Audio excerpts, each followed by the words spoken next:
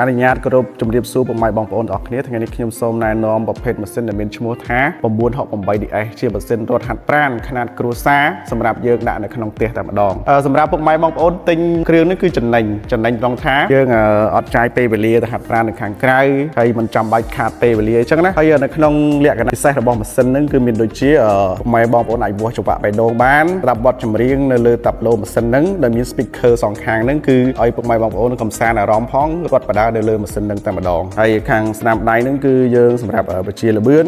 ខាងឆ្វេងដៃហ្នឹងគឺសម្រាប់ឡើងទួលហើយម៉ាស៊ីនហ្នឹងវាអាចឡើងទួលពុកម៉ែបងប្អូនរត់ឡើងទួលបាន15ដឺក្រេផងដែរណាយើងអាចរត់ឡើងទួលដែលយើងរត់ឡើងភ្នំហើយរត់តែពិសេសនៅក្នុងម៉ាស៊ីននេះគឺយើងមានកូនសោសុវត្ថិភាពពុកម៉ែបងប្អូនរត់ហើយទៅពេលយើងដកកូនសោសុវត្ថិភាពហើយម៉ាស៊ីននឹងឈប់ដោយស្វ័យប្រវត្តិអាហ្នឹងវាងាយស្រួលចឹងបាទហើយមុខងារបន្ថែមទៀតហ្នឹងគឺយើងមានខ្សែក្រវ៉ាត់ម៉ាស្សាហ្នឹងបំបត្តិភាពចុករយសម្រក់ក្បាលពោះនៅពេលដែលពុកម៉ែបងប្អូនក្បាលពោះមានខ្លាញ់ច្រើនហ្នឹងគឺយើងអាច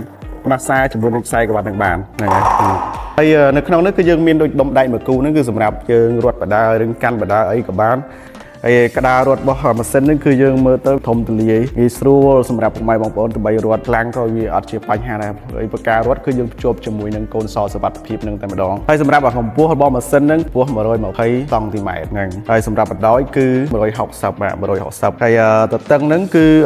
58សង់ទីម៉ែត្របាទហើយម៉ាស៊ីនហ្នឹងគឺវាងាយស្រួលបាទពុកម៉ែបងប្អូនចង់ផ្លាស់ទីហ្នឹងគឺគ្រាន់តែយើងចុចលើយើងលើកចឹងមកនេះយើងលើកចឹងមកគឺយើងអាចចុះរុញឡើងយើងចង់ផ្លាស់ទីទៅដល់កន្លែងណាក៏បានចង់ធ្វើអីក៏បានខ្ញុំនិយាយថាវាងាយស្រួលបាទវាងាយស្រួលហើយសម្រាប់ពុកម៉ែបងប្អូនចាប់អារម្មណ៍អាចឆាតចូល page ខាងក្រុមការងារយើងនឹងឆ្លើយតបភ្លាមហើយនឹងមានសេវាកម្មដឹកជញ្ជូន25ខេត្តក្រុងដោយឥតគិតថ្លៃបាទសូមអរគុណសូមជម្រាបលាបាទ